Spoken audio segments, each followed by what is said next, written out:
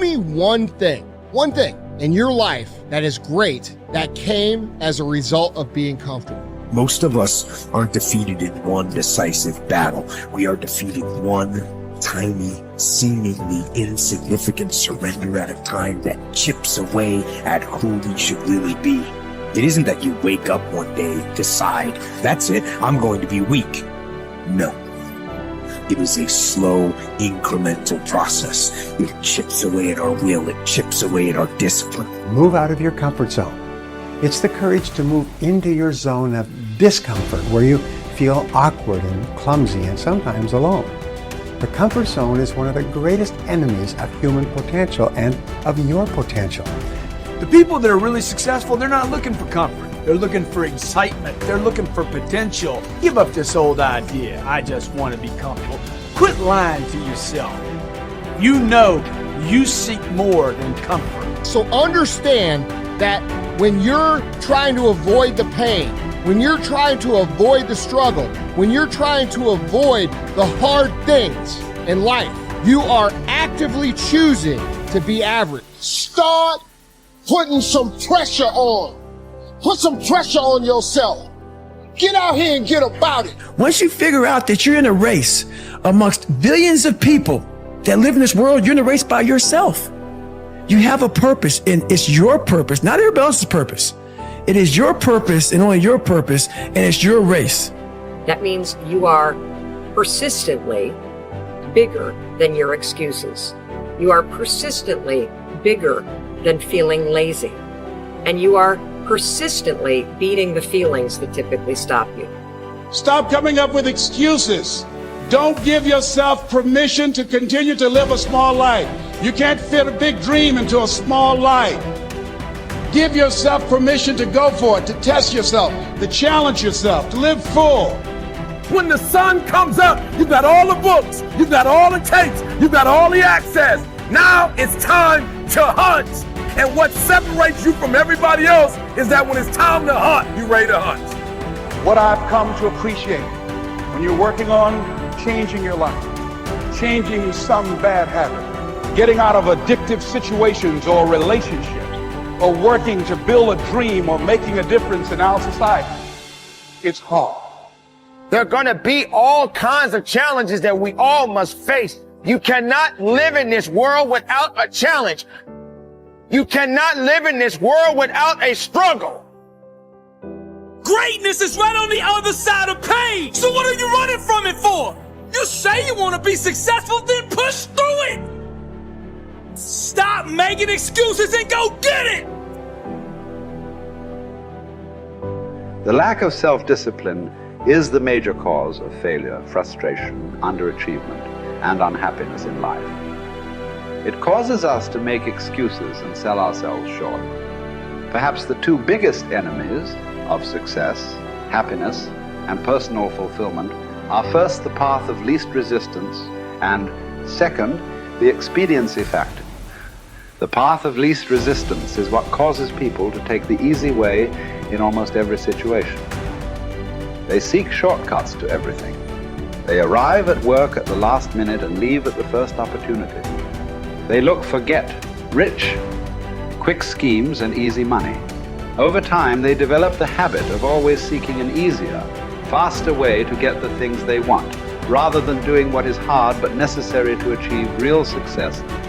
The expediency factor, which is an extension of the law of least resistance, is even worse when leading people to failure and underachievement. This principle says people invariably seek the fastest and easiest way to get the things they want, right now, with little or no concern for the long-term consequences of their behavior.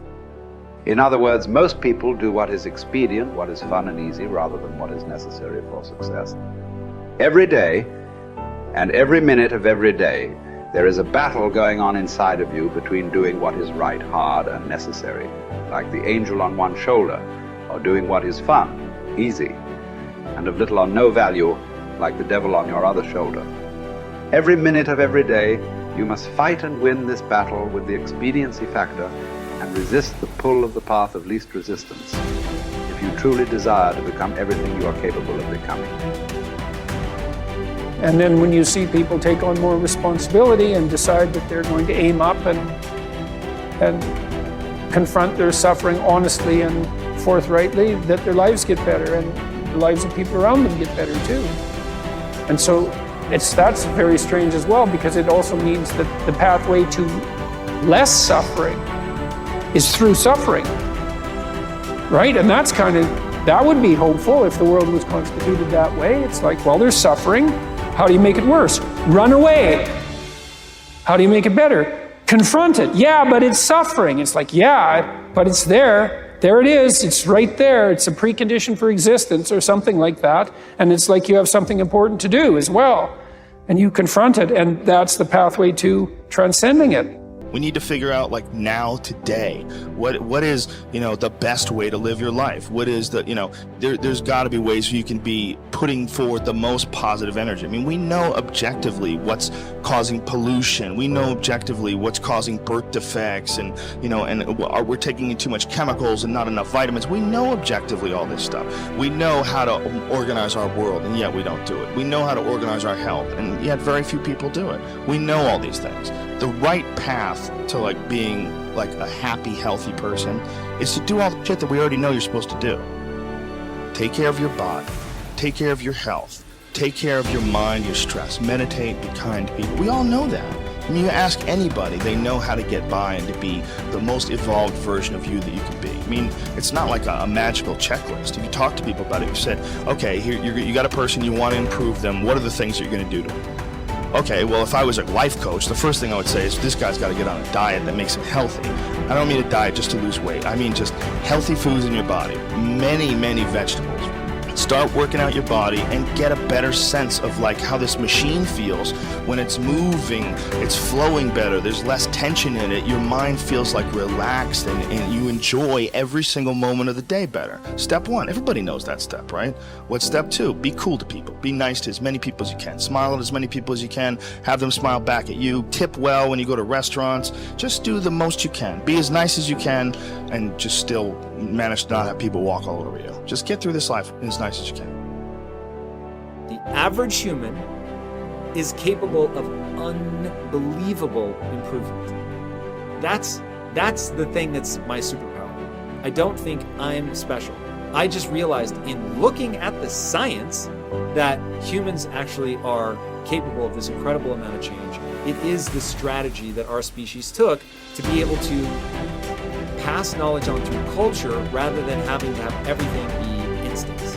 And in having that layer where we can drink in the culture and read books and learn from other people, and even now we're all learning from things that people thought thousands of years ago and wrote down. It's insane. It travels through to you, and all of that wisdom stored in culture, so that as your parents are teaching you things, they're actually encapsulating a ton of the wisdom that is endured, whether it's endured from religion or books or whatever.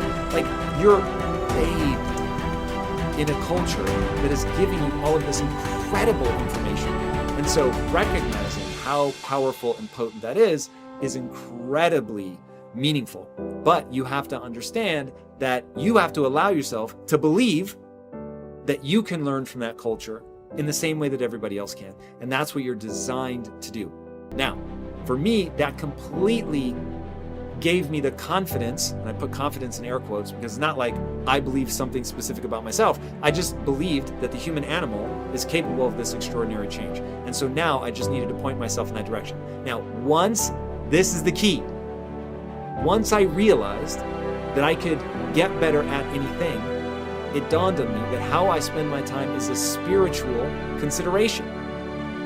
And I didn't want to die with potential that I failed to turn into skill set.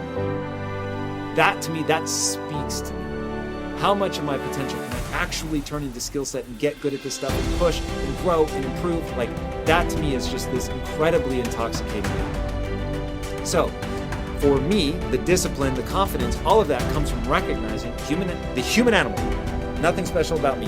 The human animal is capable of extraordinary change. I'm going to have to put time and energy into doing it, but I'm capable of getting this change. Therefore, I can do anything I set my mind to.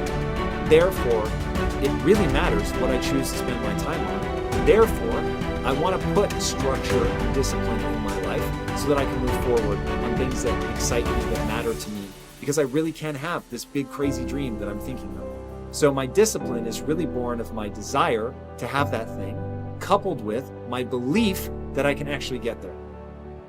Desire and belief. Get those two things right, and the discipline will take care of itself.